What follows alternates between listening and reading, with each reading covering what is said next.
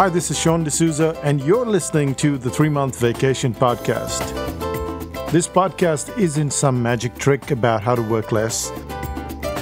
Instead, it's about how to really enjoy the work that you do and to enjoy your vacation time.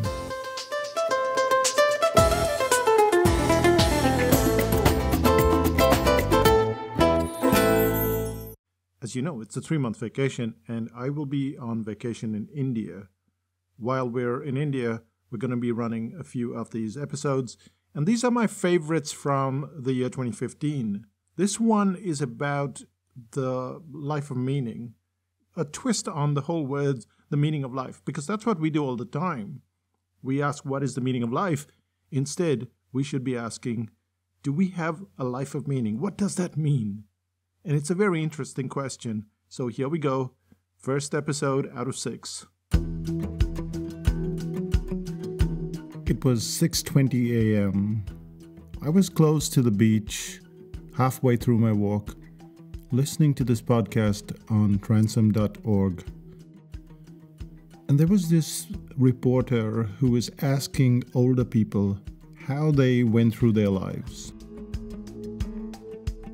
They were 100 years old, and she started out with this question, which was, what is the meaning of life? And I've grappled with this question before, and it sounds very philosophical. But then somewhere in the middle, the question changed. Those words just interchanged somehow, and it became, what gives your life meaning? And I had to stop. I had to stop on the road just to absorb what that meant. Just by that little interplay in the words, suddenly the whole sentence, the whole construct changed, and it was amazing to me. And as you tend to do, you tend to try and answer the questions. So I tried to think of the people in my life, and I tried to think of the things that I do, and then I realized I was going about it the wrong way. In today's podcast, we're going to cover 3 elements as always. But the way I'm going to cover it is I'm going to talk about me. And I'm going to talk about the 3 things that give my life meaning and why I approached it the wrong way and what I think is the way that we need to approach it. And of course, you might choose to borrow these, or you might choose to bring up your own 3 elements. But this is the way I think that you've got to approach the question, what gives your life meaning?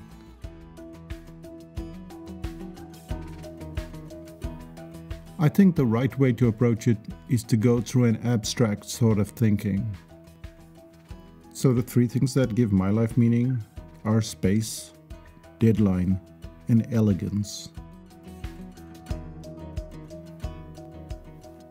Let's start out with the first one, which is the factor of space.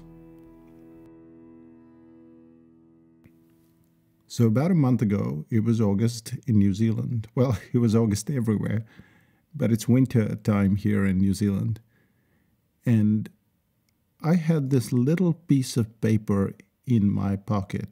I'd been carrying it in my wallet for well over a year, maybe a year and a half. And this piece of paper had been given to me by my doctor. I'd done my annual checkup the year before, and I was supposed to get the blood test done, and I had been procrastinating for quite a while, as you can tell. But that day I decided I'm going to park the car, and I'm going to walk to the lab and get the blood test done. And I wasn't expecting anything. I've been walking every day. I've been eating sensibly, I think, drinking sensibly.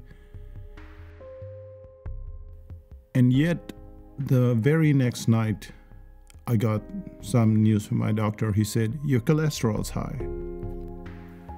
So I went and looked it up, and I found that there is no real linkage to what you eat and cholesterol. But there is a very distinct relationship between stress and everything. Not just stress and cholesterol, but stress and everything. And that's when I started taking the weekends off.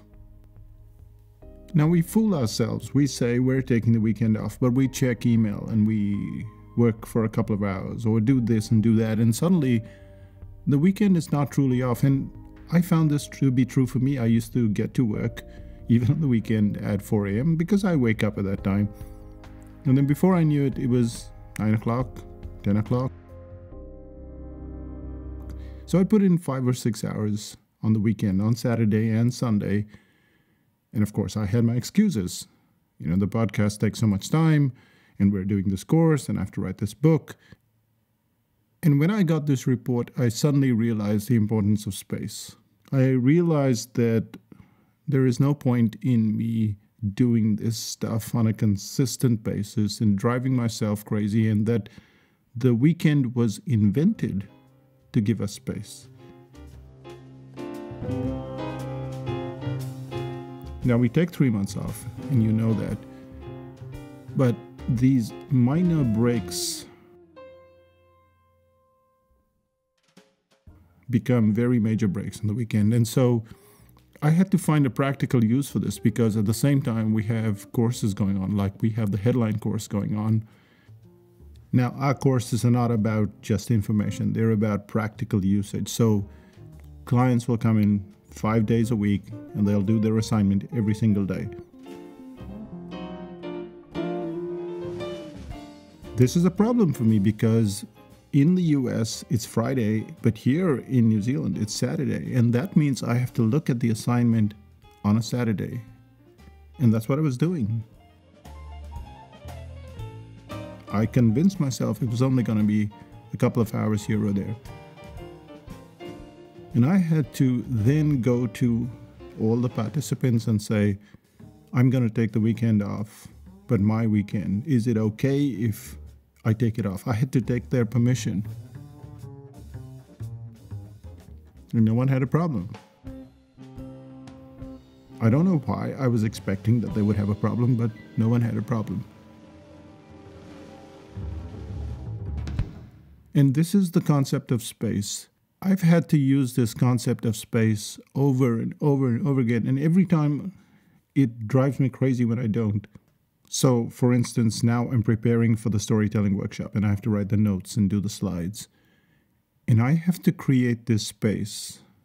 I have to go away from the office and sit in a space that is quieter and less disturbing, and then work through that. But this factor of space had an effect that I didn't expect. Whenever you're in any business, you're always going to be slightly envious of someone else. If you're a writer, you're going to be envious of other writers. If you're a dancer, you're going to be envious of other dancers. It's just natural human behavior. Now, a lot of people interview on their podcasts, and once we finish what we're covering, they will talk to me just casually. And occasionally someone will say, oh, I'm so excited. We've just finished 1.8 million downloads. Or, oh, we've got 5,000 more subscribers.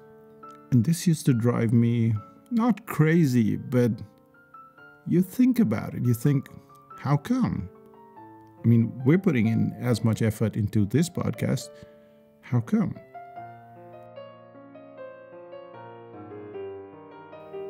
And the question changed the moment I realized that space was important to me. The moment I realized that weekends were important to me. I started asking myself, but are you getting the weekend off? So I'd listen to that person saying that they made so much more money or they got so many subscribers, and I couldn't get myself to be envious. This was a change for me.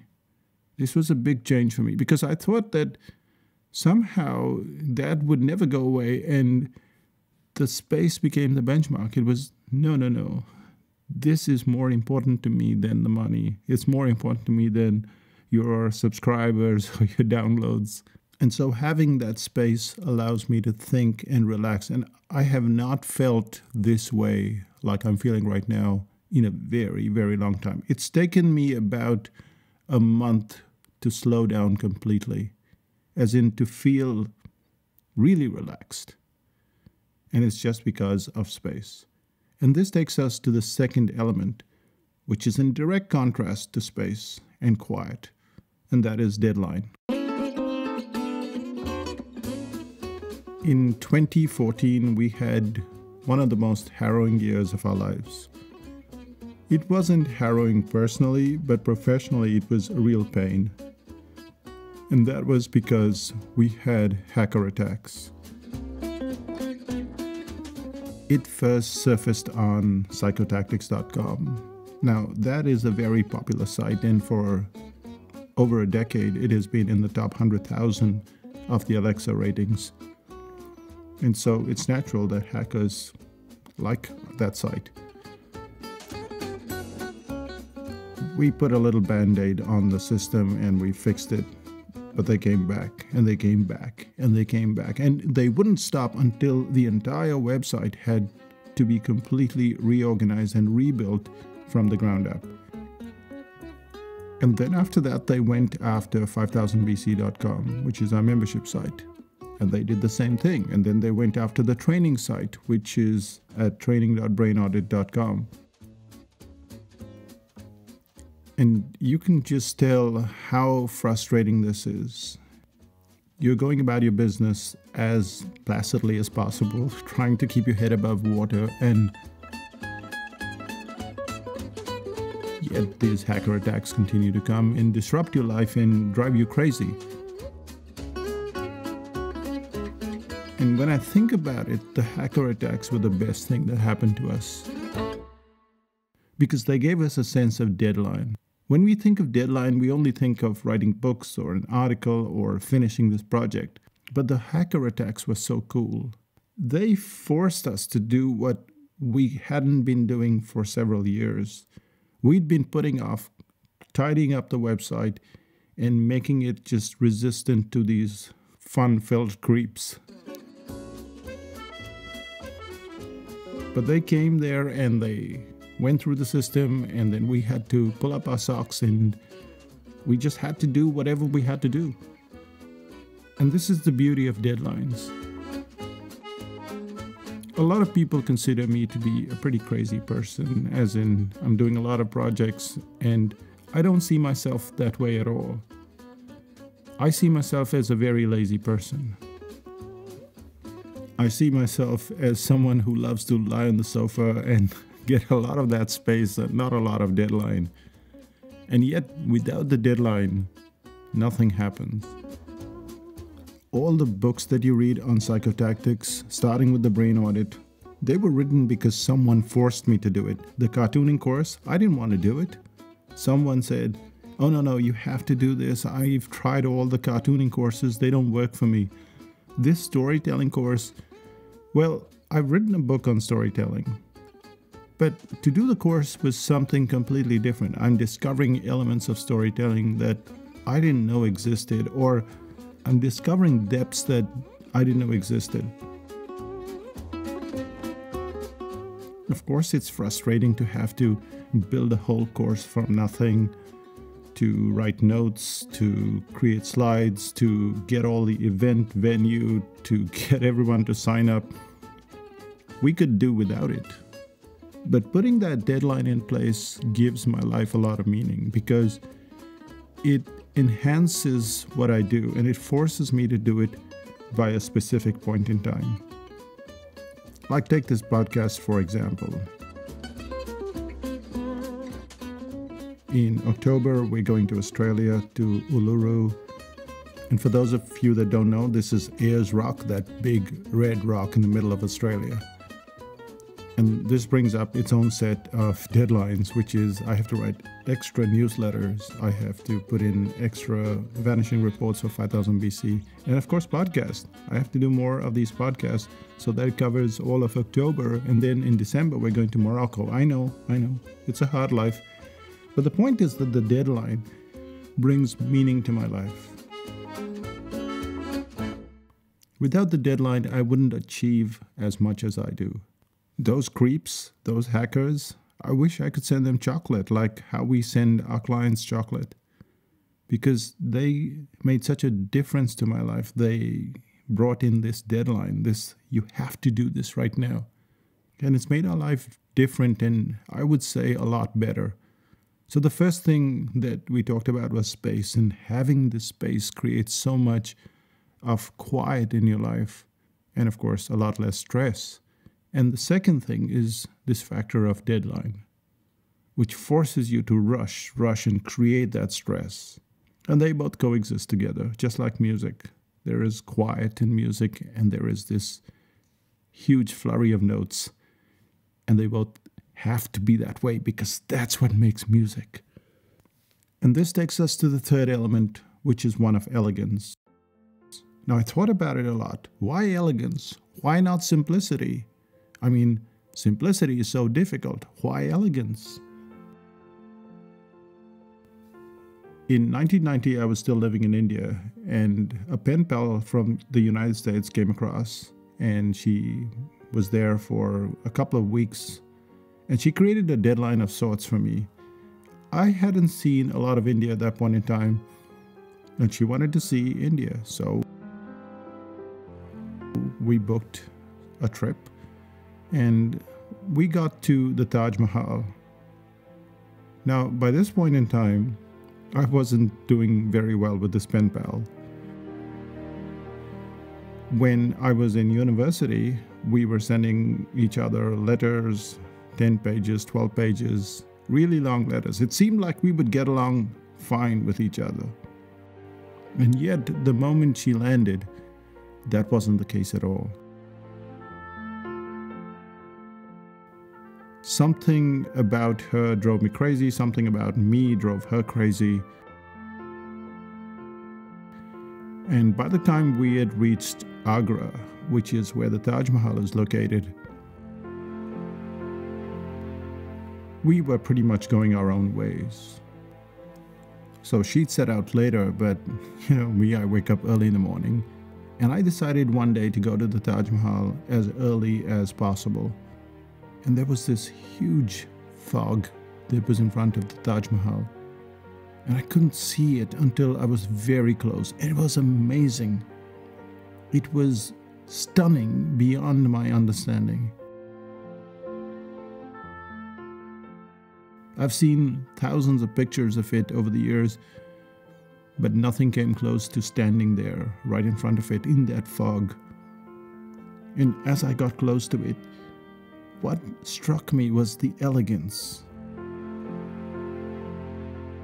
It was just so beautiful. It was simple. There wasn't anything fancy about it. Sure, it was big. It was really big, bigger than I ever imagined, but elegant. It was so elegant.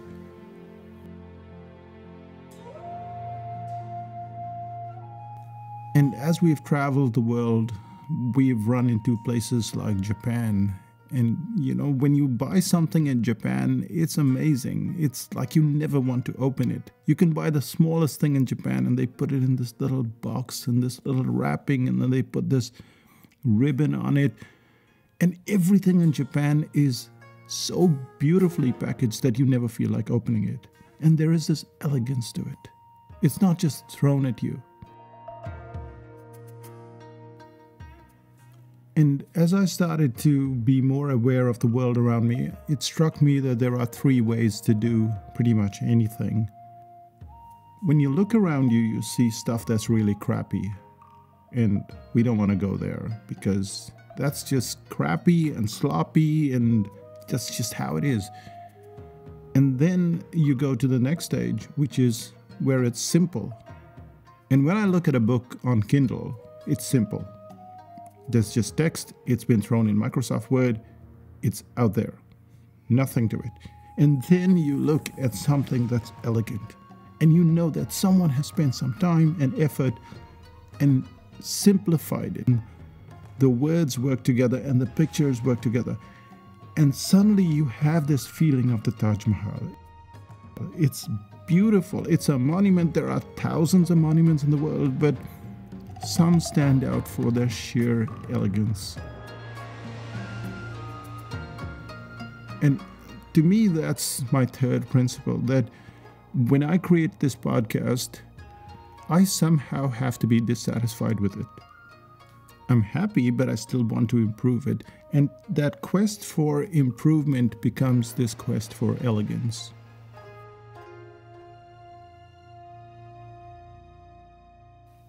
And the best example of elegance is a software program.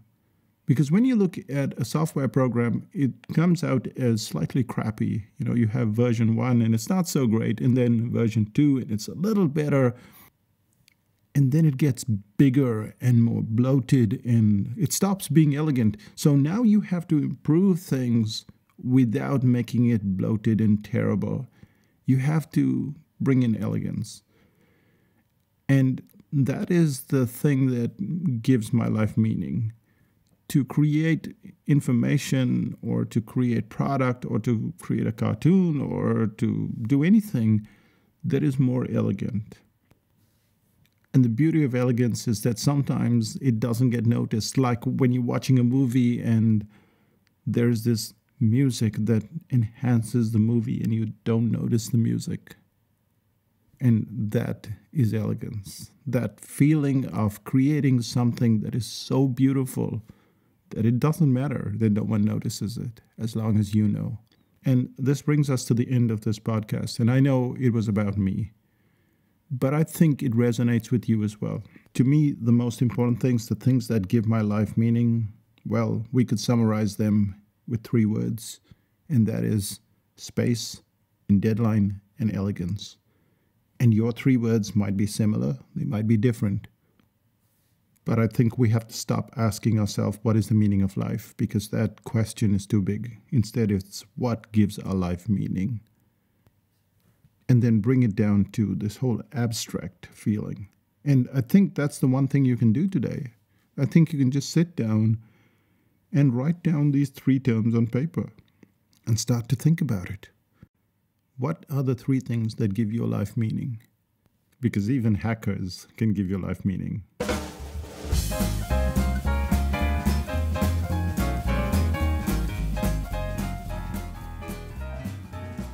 And that brings us to the end of this podcast. Now, the one thing that people ask me is, how do I improve my ability to speak? How do I improve my webinars? And the thing that you need most of all in this case is a product called the Black Belt Presentation.